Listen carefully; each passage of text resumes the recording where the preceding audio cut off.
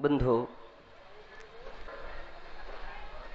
अष्ट मद प्रवचन माला में हम देख रहे थे पूज्य आचार्य भगवान ने ज्ञान मद और इसके बाद दूसरा मद पूजा मद कहा है। चूंकि आमतौर पर पूजा का अर्थ व्यक्ति इतना ही समझता है कि जो भगवान के द्रव्य आदि से, अष्ट द्रव्य से पूजा की जाती है उसका ही नाम पूजा है।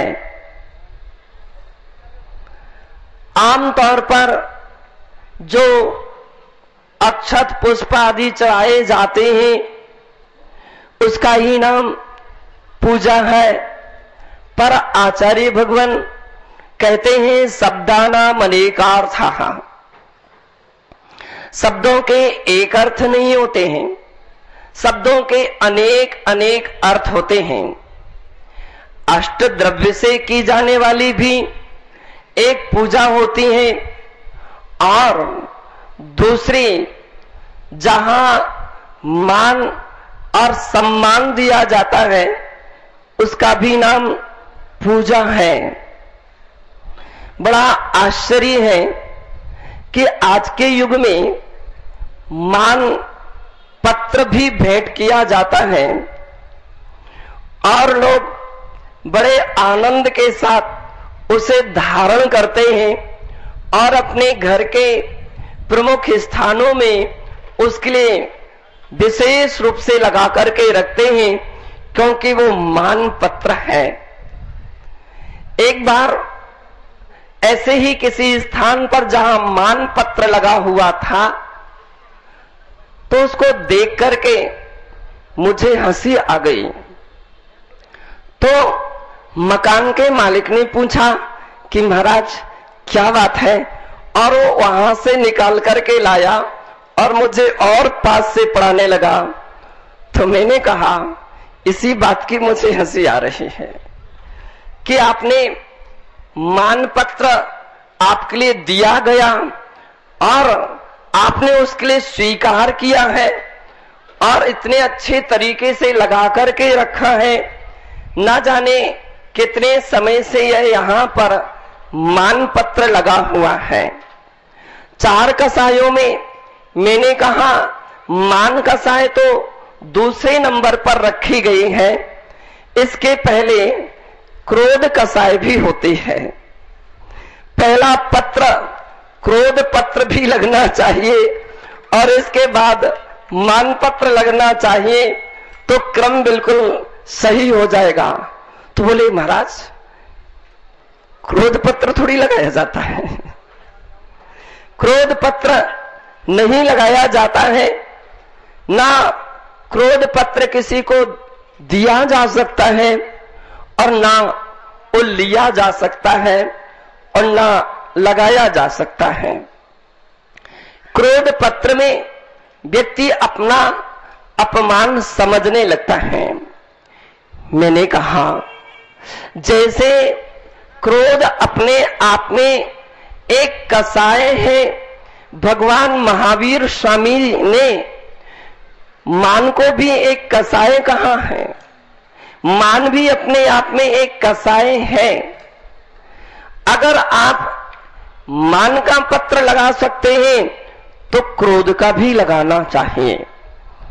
उन्होंने कहा आज मुझे समझ में आया कि मान भी एक कसाय है। सत्य ये है कि क्रोध आता है, क्षण भर के लिए आता है और बंधो समाप्त हो जाता है, लेकिन मान जो आता है वहां अधिक समय तक अनवरत बना रहता है। जैनाचार्यों ने मान के लिए 4 विभागों में विभक्त किया है। अनंतानुबंधी मान, अप्रत्यक्षान मान, प्रत्यक्षान मान और संजलन मान। 4 प्रकार का मान होता है, और जब ये शब्द आपके कान में पड़ते हैं तो आपके लिए बड़ा कठिन लगने लगता है कि अनंतानुबंधी, अप्रत्याख्यान आदि क्या है।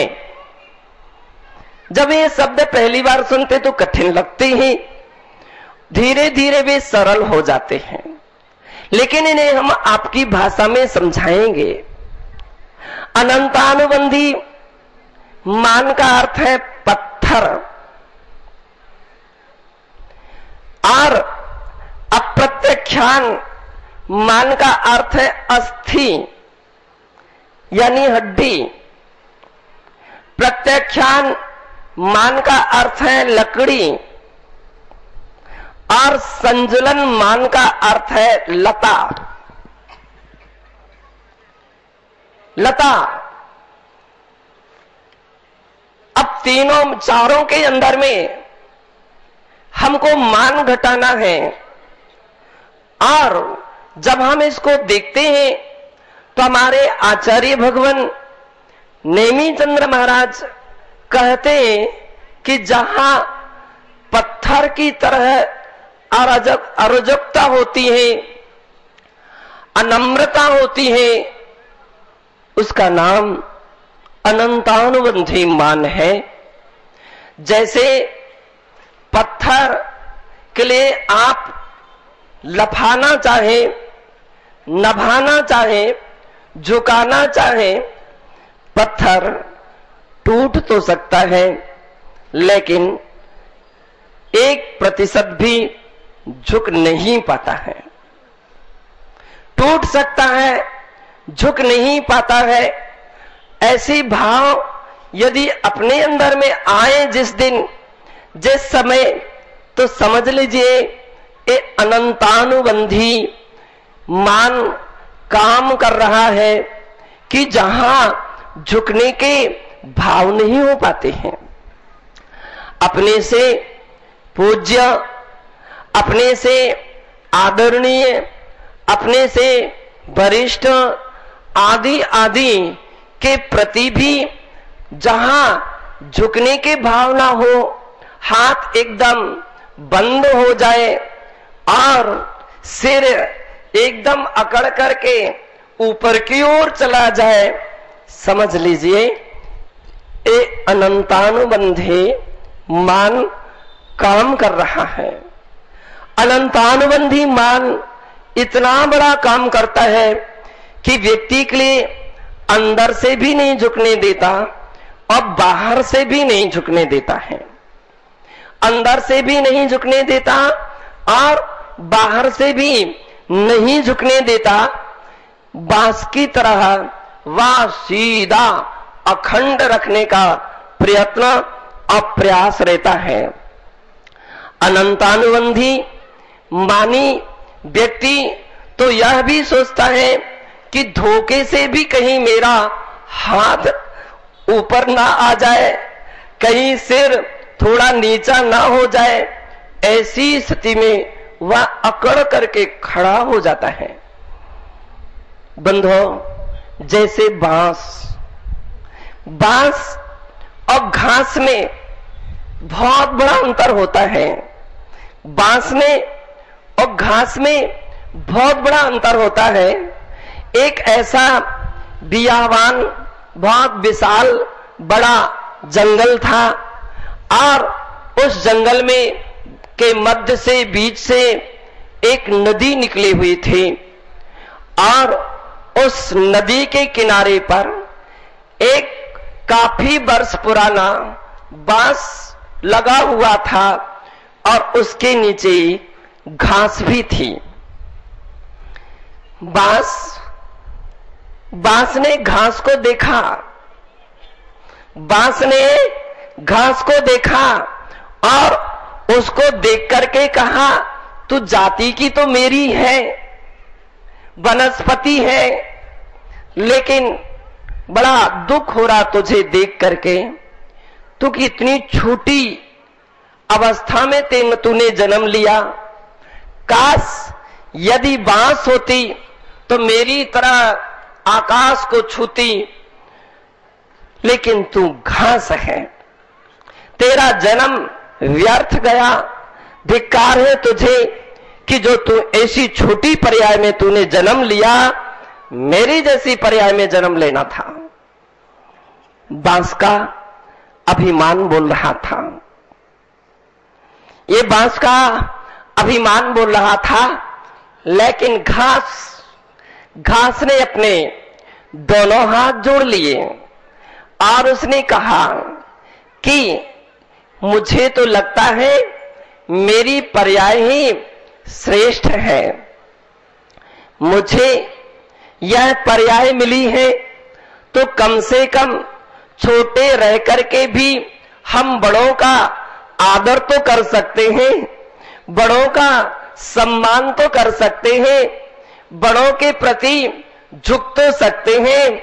और उसी समय बांस अट्टहास करने लगा और अट्टहास करते हुए बोला कि जैसी तू छोटी है वैसे तेरा ज्ञान भी छोटा है, तेरी सोच और तेरी समझ भी छोटी है, बनी रहे छोटे और झुकती रहे सारी दुनिया के लिए। बंधो, बांस का इतना कहना ही था कि एक तूफानी हवा आ गई और एक ही झटके में बांस जो था टूट करके जमीन पर गिर पड़ा। जमीन पर गिरा और जैसे ही गिरा तो घास ने तुरंत ही पुकारा और कहा, क्या क्या हो गया, क्या हुआ, कहीं चोट तो नहीं आ गई। बांस ने अपनी आंखें खोली और देखा, अरे तू तो अभी भी जीवित है, मेरी तो कमर टूट गई, अब तो मैं जिंदगी भर तक उठ ही नहीं पाऊंगा और अब कहीं ऐसा इलाज भी तो नहीं है कि मेरे कमर का कोई प्लास्टर कर दे और प्लास्टर करवा दे। प्लास्टर भी अब मेरे लिए काम नहीं आएंगे क्योंकि मैं तो अपने पैरों से ही गिर गया। बांस ने कहा घास से, तू सुना अपनी कहानी, तू सुना अपनी कहानी। इतने बड़े तूफान में आखिर में तेरी क्या दुर्दशा हुई, तेरी क्या दुर्दशा हुई। घास ने कहा, दुर्दशा? मेरी तो कुछ भी दुर्दशा नहीं हुई, मेरी तो जैसी दशा पहले थी वैसी की ही वैसी अभी है। अरे क्या कहती है? हाँ हाँ, मेरी तो वैसी ही है। आखिर में ऐसे कैसे? तो घास ने कहा, देख लो मुझे, ना मेरे पैर टूटे, ना मेरी कमर टूटी, ना मुझे कहीं चोट आई, ना मुझे कोई तकलीफ हुई। बांस ने कहा कि ऐसे कैसे, मेरी कमर टूट सकती है तो तुम्हारे तो और अधिक हानि होना चाहिए थी। घास ने कहा, नहीं, यही सोच तुम्हारा गलत है। मैंने किसी मुनिराज के प्रवचन सुने थे, उपदेश सुना था और यह सुना था कि सदैव नम्रता रखने वाला व्यक्ति का कभी कुछ भी बिगाड़ नहीं होता और उसकी सुरक्षा तो दैव करता है और उसका सदैव सदैव अजर अमर रहती है, वह व्यक्ति उसका विकास होता है। जब से मैंने एक प्रवचन सुना तो केवल एक कान से सुनकर के दूसरे कान से नहीं निकाला, मैंने उसके लिए अपने अंदर में धारण करके आत्मसात किया है और अपने जीवन को ऋजुता से, नम्रता से भर दिया है। बंधो, घास से बांस ने यह शिक्षा ली और अब तो बांस कहने लगा कि मेरा अब कभी जन्म हो तो मेरा जन्म घास की अवस्था में हो, बांस की अवस्था में ना हो। बंधुओं, बांस और घास तो उपलक्षण है। सत्य ये है, बांस का अर्थ अभिमान है और घास का अर्थ नम्रता है, विनय है, शालीनता है, एक अंदर की ऋजुता है। व्यक्ति के अंदर में यदि ऐसी ऋजुता आ जाए, व्यक्ति के अंदर में ऐसी ऋजुता आ जाए, नम्रता आ जाए, सरलता आ जाए, तो उसका जीवन कितना ऊंचाइयों को पा सकता है। हर संकट उसके बड़े से बड़े कष्ट दूर हो जाते हैं। जब किसी का थोड़ा सा धक्का लग जाए, पैर लग जाए, हाथ लग जाए और वो तुरंत ही मुड़ करके देखता है, तो बड़ी बड़ी आंखों से देखता है, बड़े झटके से साथ मुड़ करके देखता है और आंखें बड़ी बड़ी करके देखता है। आंखों में लालिमा छा जाती है और इतनी झटके से देखता है, तो मुझे ऐसे व्यक्ति को देख करके लगता है ये व्यक्ति नहीं देख रहा है, यह तो केवल उसका अभिमान देख रहा है। ये केवल अभिमान देख रहा है, उसने ही उसको इतनी झटका खड़ा किया है और उसकी आंखों को इतना बड़ा कर दिया है और उसकी आंखों में लालिमा लाई है। यहां तक ही नहीं, व्यक्ति अपने ओंठ डसने लगता है और हाथ भी उसके आगे आ जाते हैं, शब्द निकलता है। क्या देखता नहीं है? क्या देखता नहीं है? देख करके नहीं चलता है? इतना बड़ा मैं तुझे दिखा नहीं था। केवल इस शब्द बोल रहा है तो अभिमान बोल रहा है, अभिमान बोल रहा है। अभिमान में इस सब कुछ समस्याएं खड़ी हो जाती हैं, लेकिन नम्रता की सदैव जीत हुई है, विनय की सदैव जीत हुई है। आप उसकी सारी इस प्रकार की प्रक्रिया में थोड़ा सा ही जल डाल दें तो अभिमान रूपी अग्नि शांत हो जाती है। जैसे ही ऐसे व्यक्ति को देख करके दूसरा हाथ जोड़ ले और कह दे सॉरी, क्या कह देता है? सॉरी,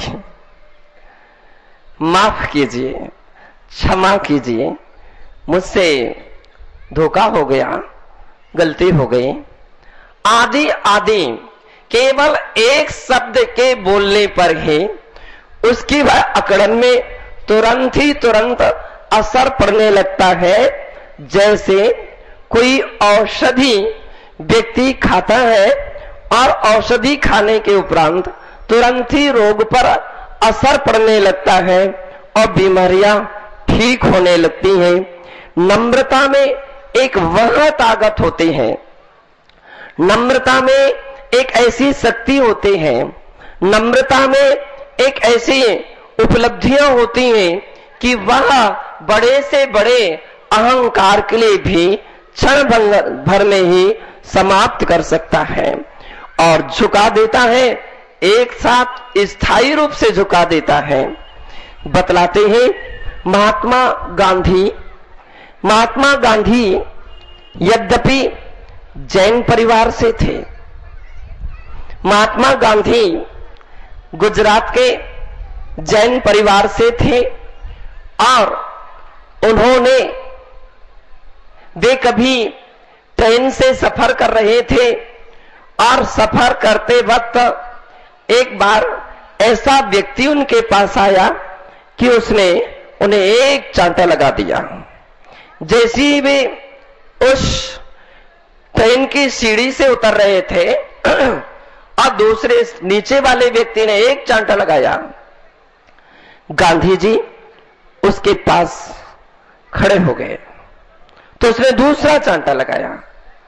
बतलाते हैं उसने तीसरी ओर गाल किया, उन्होंने तो उसने तीसरा चांटा लगाया, लेकिन चौथी बार जब उन्होंने गाल किया तो चांटा नहीं लगाया।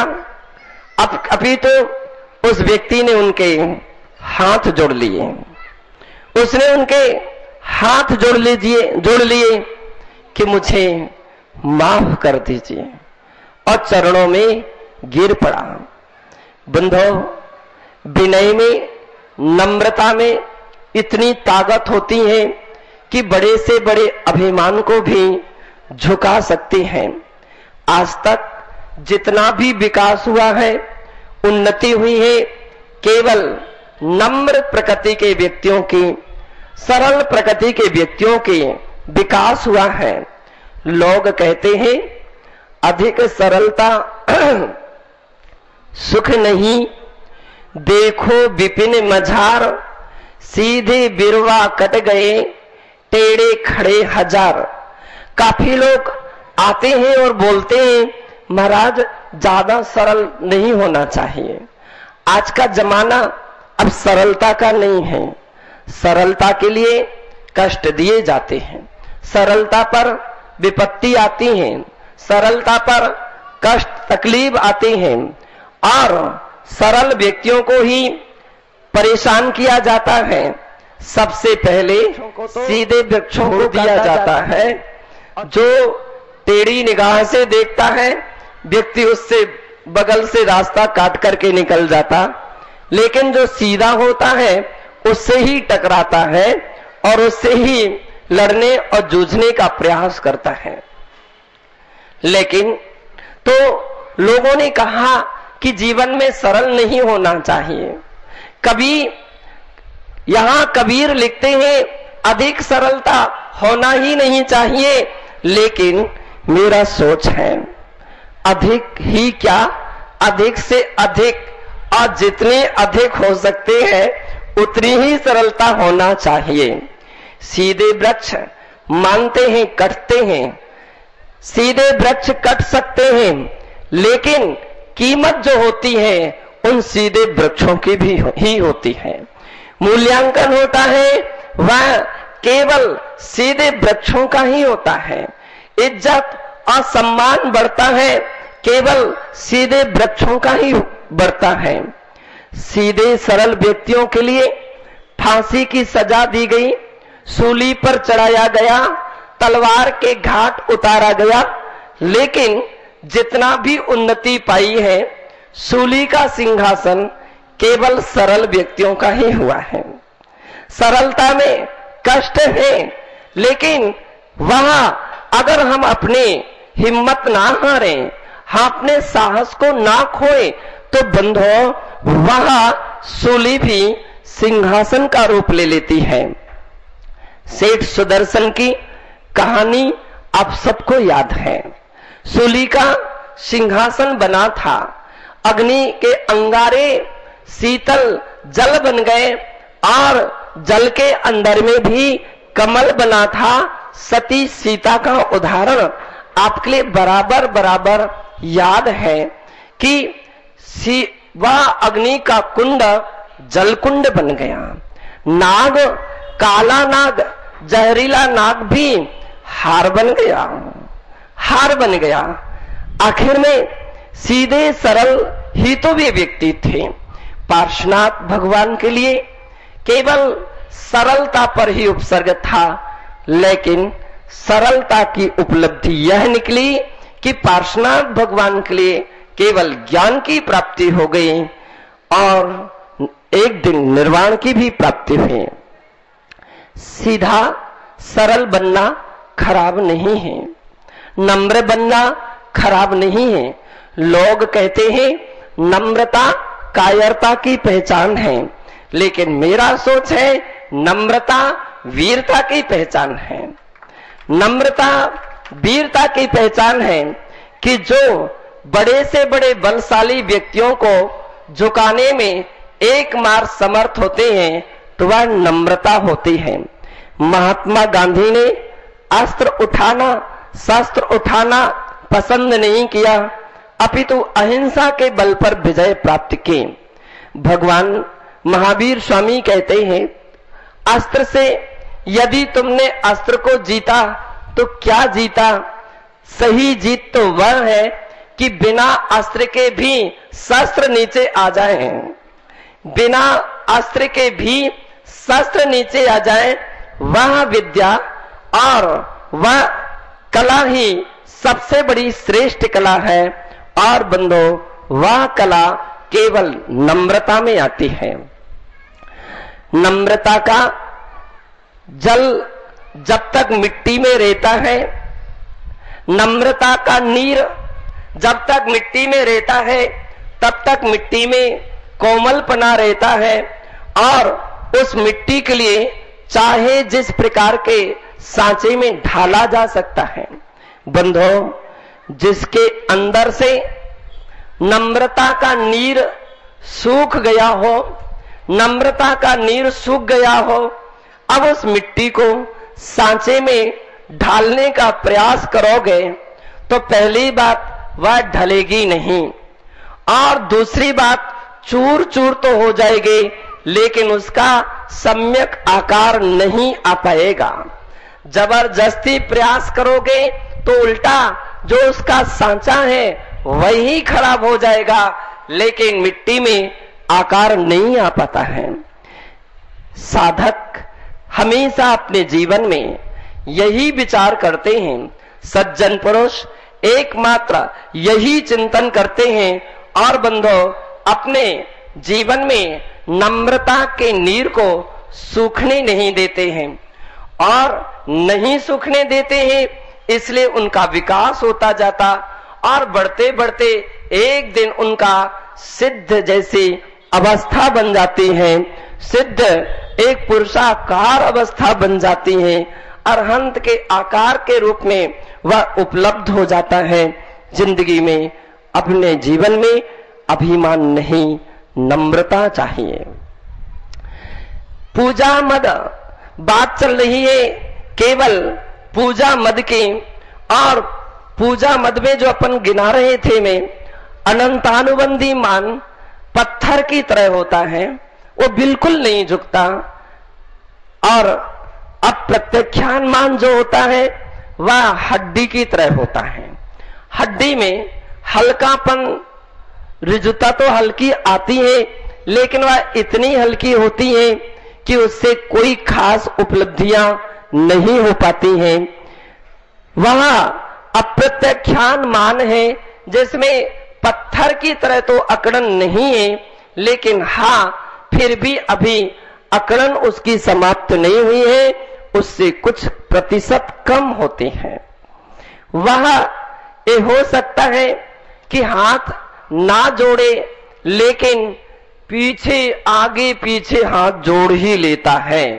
अप्रत्यख्यान में इतनी विशेषता है, संकोच बस शर्म सही बस सही वह हाथ जोड़ लेता है। भली हाथ नीचे करे रहे, हाथ जुड़ जाते हैं। ऐसे नहीं तो ऐसे सही, कैसे ही कुछ अंतर आता है। अप्रत्याख्यान के बाद एक प्रत्याख्यान कसाय होती है। अप्रत्याख्यान कसाय के लिए लकड़ी की उपमा दी जाती है। लकड़ी यानी वृक्षों की डाल अपन देख रहे हैं, हवा चलती है और वह कुछ ना कुछ मात्रा में वो हलती है। पत्थर नहीं हल सकता है, हड्डी वैसी नहीं हल सकती है, लेकिन वृक्षों में तो ये विशेषता रहती है कि वह लहराती रहती है। लेकिन हाँ फिर भी जितनी और नभना चाहिए वह उतनी नहीं नभ पाती है, इसलिए उसको प्रत्याख्यान की कोटि में रखा गया है। वह हाथ तो अच्छी तरह से जोड़ लेता है, लेकिन सिर नहीं झुक पाता है। हाथ तो जोड़ लिया है, सिर नहीं झुक पाता है। और चौथी जो कसाय है उसका नाम है संजुलन मान। संजुलन मान जो होता है वह लता की तरह होता है। लता यानी बेल। लता के लिए कभी देखोगे तो वह पूर्ण रूपेण झुक जाती है। अभी आप पीछे के अंदर में ये देख रहे हैं कि बेंत की लकड़ी है, ये बेंत की लकड़ी है और इसको इतना झुका दिया गया एक परिपूर्ण रूपेण गोल हो गई है। परिपूर्ण रूपेण गोल हो गई है। इतनी गोल आम लकड़ी नहीं हो सकती है। हड्डी नहीं हो सकती है, पत्थर नहीं हो सकता है। बंधु, पूज्य आचार्य भगवान कहते हैं कि संजुलन मान व्यक्ति के अंदर में यद्यपि कसाय है, इसको हम बिल्कुल दूभर करना चाहे नहीं हो सकेगी, टूट जाएगी। कसाय तो है, कसाय का अभाव नहीं हुआ है, लेकिन इतना अंतर आ गया कि इसके अंदर में इतनी निर्जता आ गई है कि वह इतनी झुक जाती है। जब व्यक्ति परिपूर्ण रूपेण झुक जाता है बंधो, वह संजुलन मान कहा जाता है। अनंतानुबंधी कसाय मिथ्यात्व के उदय से प्राणी के लिए होती हैं, कथनचित दूसरे गुणस्थान वर्ती के लिए होती है। अप्रत्यख्यान कसाय सम्यक को घातने वाली होते और देशारित को घातने वाली होते हैं, चौथे गुणस्थान में होती हैं। प्रत्यख्यान कसाय वह महाव्रत को देश व्रत को घातने वाली होती है, लेकिन वो जो है पांचवें गुणस्थान में उसका उदय होता है। संजुलन कसाय वह यथाख्यात चारित्र को घातने वाली होती है और वह छठे गुणस्थान में पाई जाती है, और प्रत्यख्यान महाव्रत को घातने वाली होती है। इस प्रकार से हमारे आगम में, शास्त्रों में 4 प्रकार से कसायों का नाम दिया गया है। 4 प्रकार की कसाएं कही गई हैं। ऐश्वर्य, पूजा मद, और पूजा का अर्थ होता है मान और सम्मान। ये बहुत खतरनाक होते हैं। मान और सम्मान के लिए जीतना, अपना अभिमान की पुष्टि करना ही हुआ करता है। कल परसों मैंने आपके लिए बतलाया था कि आप कहीं गणमान्य व्यक्ति हो और आगे ना बैठाला गया हो, पीछे बैठाल दिया जाए तो आपके लिए बड़ा खराब लगता है, और ऐसा लगता है कि सारी सभा नीरस जैसी दिखने लगती है। अच्छे से अच्छी बातें भी आपके लिए वे समझ में नहीं आ पाती, ऊपर से निकलने लगती हैं, क्योंकि आपका सम्मान नहीं हुआ है। एक सेठ जी जब किसी प्रवचन सभा से लौटे तो उनसे पूछा गया कि आज का प्रवचन कैसा हुआ।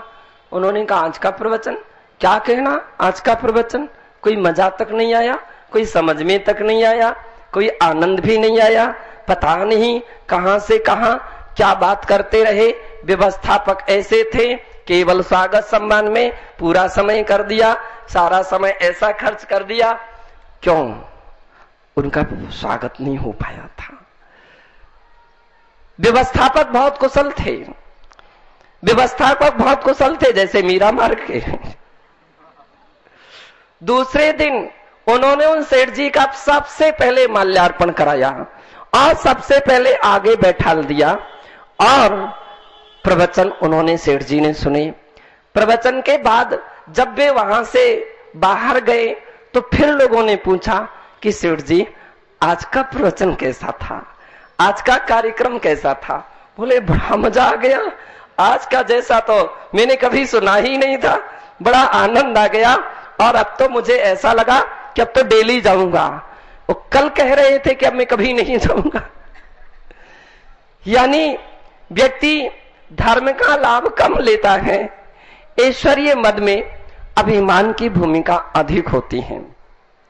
फोटोग्राफर जब फोटो खींचता है और वह फोटो यदि आपको दिखाई जाए, पूरे ग्रुप की फोटो खींची है, बतलाओ सबसे पहले आपकी दृष्टि किस फोटो पर जाएगी?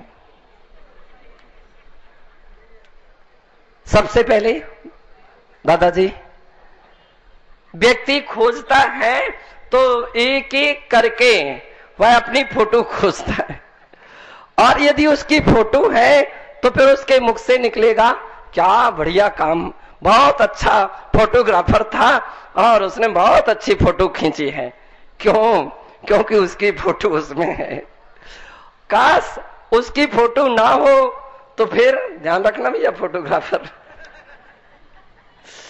यदि उसकी फोटो ना हो तो वह फिर अपना सिर पकड़ता है, कैसे फोटोग्राफर को बुलाया, बिल्कुल रद्दी फोटो खींची है, ऐसी फोटो खींचे, ऐसी भी कोई फोटो होती है, 17 प्रकार की बातें कह करके वो जाएगा। कारण क्या है बंधो? केवल अभिमान की ही बात, इसमें जो बात आ रही है उसी की आ रही है। जहां ऐसी भूमिका है तो व्यक्ति के अंदर में ऐसा लग रहा है कि बहुत अच्छी बात हो गई। ऐश्वर्य यानी पूजा, पूजा का अर्थ केवल सम्मान है।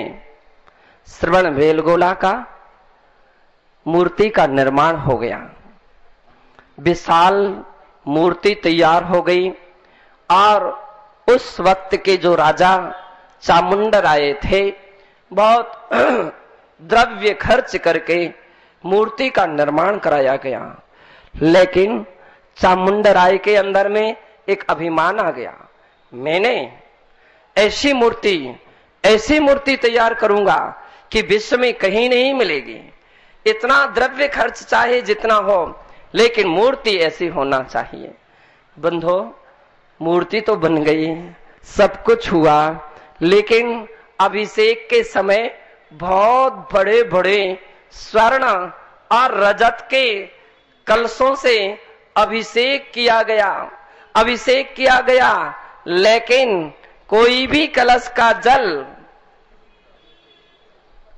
मूर्ति के चरण तक नहीं आ पाया।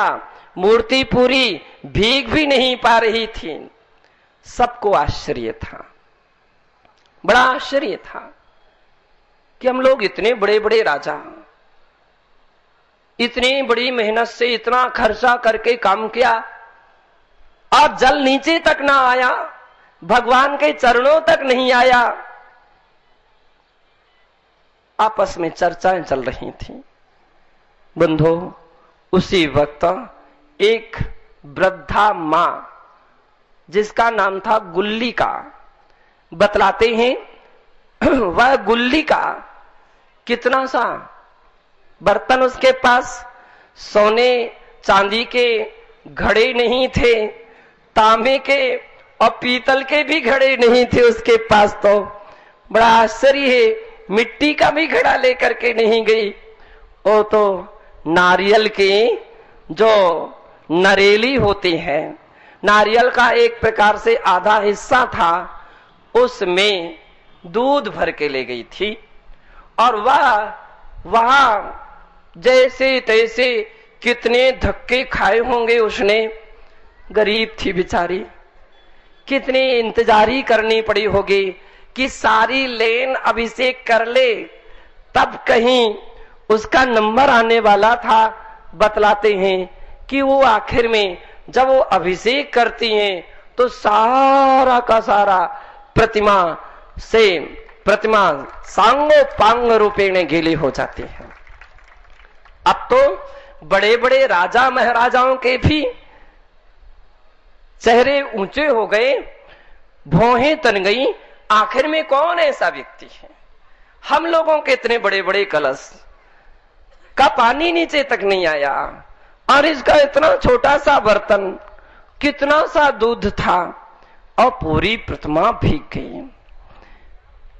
आचार्य भगवान उस समय सिद्धांत चक्रवर्ती नेमी चंद जी बैठे हुए थे, और जब नेमी चंद जी बैठे थे तो राजा महाराजाओं ने प्रश्न महाराज के सामने किया। महाराज ने कहा, हे राजन, इसमें तुम्हारा केवल मैं राजा हूं इसका अभिमान था, इसलिए वो जल नीचे नहीं आया। बंधो, ध्यान रखिए, हम मंदिर में प्रवेश करते हैं तो पहले ओम जय जय जय निस्सही निस्सही निस्सही, फिर बोलते हैं नमोस्तु नमोस्तु नमोस्तु नमोस्तु बोलते हैं, झुकते हैं। पुराने समय में मंदिरों के दरवाजे इतने छोटे रखे जाते थे कि व्यक्ति पहले झुके फिर पाए, बिना झुके जैसे बाल्टी नहीं भर पाती, बिना झुके जैसे लोटा नहीं भर पाता, बिना झुके गिलास नहीं भर पाता, झुकता है तो भरता है, बिना उसके नहीं भर पाता। बंधो, पूज्य आचार्य कहते हैं कि समस्त में राजा महाराजा आदि की सारी अहम भूमिका के लिए दरवाजे पर ही निश्चय ही कर देना चाहिए, तब तुम्हें भगवान का द्वार खुला मिलेगा। एक बार की बात थी कि भगवान के द्वार पर, बतलाते हैं, भगवान के द्वार पर एक चक्रवर्ती पहुंचा, और जब भगवान के द्वार पर चक्रवर्ती पहुंचा तो उसने देखा द्वार बंद है। अब चक्रवर्ती पहुंचे और द्वार बंद मिले तो बड़ा आश्चर्य था। पारा तो कुछ ऊपर बढ़ा, पारा चढ़ा, लेकिन फिर भी साहस किया और दरवाजे की सांकल जोर से खटखटाई। कौन है अंदर? दरवाजा खोलो। अंदर से आवाज आती है, पहले आप बतलाएं कि आप कौन हैं। चक्रवर्ती ने चारों तरफ देखा, कोई नहीं दिख रहा, ये आकाशवाणी कहां से होगी। लेकिन दरवाजा, अपन को अंदर जाना है। तो चक्रवर्ती ने कहा, मैं राजा महाराजाओं का भी राजा, अधिराजा, महामंडलेश्वरों का भी महामंडलेश्वर, एक अखंड पृथ्वी का आधिपत्य रखने वाला, सृष्टि का, मनुष्यों का राजा चक्रवर्ती हूं। अंदर से आवाज आती है कि यह द्वार चक्रवर्ती के लिए नहीं खुलता है। चक्रवर्ती घबरा गया, चक्रवर्ती के लिए द्वार नहीं खुलता है। चक्रवर्ती शांत हो गया, सारा अभिमान चूर चूर हो गया। चक्रवर्ती के लिए द्वार नहीं खुलता है। नीचे सिर करके और सीढ़ियां बाहर वापिस उतर जाता है। महामंडलेश्वर वो साहस करते हैं और वो भी वही प्रकार की हरकत करते हैं, दरवाजा खोलो। कौन? महामंडलेश्वर। महामंडलेश्वरों के लिए दरवाजा नहीं खुलता है। महामंडलेश्वर भी वापिस हो गए, नीचे सीढ़ी कुर्सियों पर बैठ गए, अपने आसनों पर बैठ गए। देखते हैं किसके लिए द्वार खुलता है। अब नंबर मंत्रियों का आ गया, दरवाजा खोलिए। कौन? महामंत्री। महामंत्रियों के लिए द्वार नहीं खुलता है। अब सेनापति का नंबर आया। कौन? सेनापति। सेनापति के लिए द्वार नहीं खुलता है। श्रेष्ठियों के लिए द्वार नहीं खुला, श्रेष्ठियों के लिए भी द्वार नहीं खुला। साधु सन्यासी भी पहुंचे, लेकिन कौन? साधु सन्यासी, द्वार नहीं खुलता है। आपस में चर्चा शुरू हो गई, द्वार अब किसके लिए खुलेगा? अब इसके अलावा तो अब कोई नहीं रह गए हैं। विद्वान भी पहुंचे, बड़े बड़े पंडित भी पहुंचे, द्वार नहीं खुला। बंधो, अंत में जाकर के सभी ने निर्णय लिया कि किसी योगियों से पूछना चाहिए, ऋषि मुनियों से पूछना चाहिए इसका समाधान। और चक्रवर्ती ने साहस किया, भगवान ऋषभदेव के समूह शरण में पहुंचे और प्रश्न किया कि ऐसा भी कोई स्थान है कि जहां किसी के लिए द्वार नहीं खुला, तो वह द्वार किसके लिए खुलेगा? भगवान ने कहा, केवल भक्त के लिए खुलेगा। जाओ और कहना कि भक्त हैं, जितने भक्त होंगे उनके लिए दरवाजा खुल जाएगा। बंधो, अब की बार तो चक्रवर्ती आगे आगे बढ़ा और सकली बजाई, आवाज आई, कौन? तो चक्रवर्ती ने कहा, भगवान जिनेंद्र का एक छोटा सा भक्त। दरवाजा खुल गया। अहंकार जब तक व्यक्ति के अंदर में मैं राजा, मैं महाराजा, मैं अमोक इस प्रकार की अहंकार की भूमिका रहती है, बंधो सारे उपलब्धि के अवरोध उसके सामने खड़े रहते हैं, बैरियर बंद रहते हैं, उन्नतियां नहीं हो पाती हैं। केवल पूजा सम्मान के अभिमान में एक दूसरे की बुराइयां करता है, अवनति करता है एक दूसरे का, क्योंकि अभिमान का जो लक्षण दिया है, मैं ऊंचा अब छोटे अब नीचे, इसी भूमिका बनती है।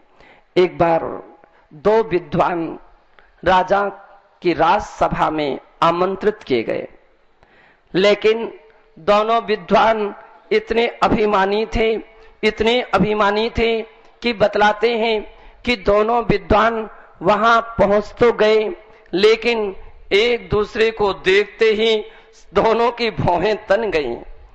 राजा ने दोनों को देखा और आसानता से समझ लिया कि दोनों विद्वान तो जरूर हैं, लेकिन इन्हें अपने सम्मान का बड़ा अभिमान है। परीक्षा करता हूं, देखता हूं कि कैसे विद्वान हैं, और उन्होंने दोनों के लिए कहा, आप लोग अमुक स्थान पर आप निवास करें, ठहरें, फ्रेश होकर के आए, नाश्ता करके आए, आदि। लेकिन नाश्ता पानी की व्यवस्था तो मेरे ही साथ होगी, आज का भोजन तो आपका मेरे ही साथ होगा, नहा करके आ जाइए, पूजा पाठ करके आ जाइए। दोनों विद्वान नहाने के लिए गए, लेकिन आश्चर्य की बात है कि नहाने का जो बाथरूम था वो एक ही था, वो दो नहीं थे, एक था। अब एक विद्वान नहाए तो दूसरा इंतजारी करे, और जब तक वो इंतजारी कर रहा है तो धीरे से पूछा गया कि ये जो तुम्हारे साथ आए हैं वो तो बहुत ऊंचे विद्वान हैं, बड़े विद्वान हैं, ऐसा लगता है कि बहुत बड़े विद्वान हैं। तो उन विद्वान ने अभिमान में तो भरे ही थे, उन्होंने कहा, अरे क्या विद्वान की बात कर रहे हो, ओ निरामूर्ख, एक भी अक्षर नहीं आता है, वो तो पूरा गधा है, गधा, एक भी अक्षर नहीं आता, गधा है। अच्छा, अब की बार व्यवस्था चेंज हो गई, दूसरे विद्वान बाथरूम से निकले और पहले वाले स्नान के लिए गए। अब जो स्नान के लिए चले गए, जो बाहर आए, उनसे कहा कि भाई आपके साथी विद्वान तो बहुत ऊंचे क्वालिटी के विद्वान हैं, शास्त्र तो बिल्कुल उनको कंठस्थ हो गए हैं, रटे हुए हैं। तो उस विद्वान ने जैसे ही सुना, उसने, क्या तुम किसकी बात करते जा रहे हो, उसको शास्त्र एक भी अक्षर नहीं आता, वो भी कुछ नहीं समझता, कुछ भी नहीं जाता, वो पूरा बैल है, बैल है। योगा योग दोनों बातें राजा के पास पहुंच चुकी। भोजन की थालियां लगीं तो एक थाली में घास परसा गया और दूसरी थाली में भूसा परसा गया। एक में घास और दूसरी में भूसा परसा गया। दोनों विद्वान आग बबूला हो गए और अपना अपमान समझा उन्होंने। राजा के लिए भला बुरा बोलना शुरू हुआ। राजा ने कहा कि आप थोड़ा ठहरिए, बतलाइए ऐसी बात क्या है। बोले, महाराज हम तो बड़ी आशा लेकर के आए थे, राज दरबार में पहुंचेंगे, बड़ा स्वागत होगा, सम्मान होगा, अच्छे 56 प्रकार के भोजन होंगे, हलवा पूड़ी खिलाई जाएगी, खीर और खीर के साथ अच्छा भोजन खिलाया जाएगा, और यहां तो बड़ा अपमान कर हो गया। घास क्या हम लोगों के खाने की वस्तु है, और ये भूसा कोई खाने की वस्तु है। राजा ने कहा कि पंडित जी, हम तो जानते नहीं थे कि आप कौन हैं, आप कौन हैं, परिचय तो आप लोगों ने ही दिया। इन्होंने कहा कि वो बैल है और उन्होंने कहा वो गधा है। बैल के हिसाब का भोजन मैंने बैल को रखा है और गधे के हिसाब का भोजन गधे को रखा है।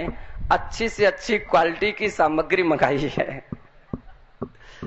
घास अच्छी से अच्छी क्वालिटी का आया है और भूसा भी अच्छी क्वालिटी का आया है। अब इसमें अपमान की क्या बात है? आपने ही तो परिचय दिया था। दोनों विद्वान शर्मिंदित हुए कि हमको कभी ऐसा नहीं बोलना चाहिए। बंधो, कहने का तात्पर्य मात्र मेरा इतना ही है। परिचय तो आप लोगों ने ही दिया।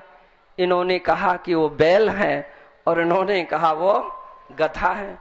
बैल के हिसाब का भोजन मैंने बैल को रखा है और गधे के हिसाब का भोजन गधे को रखा है।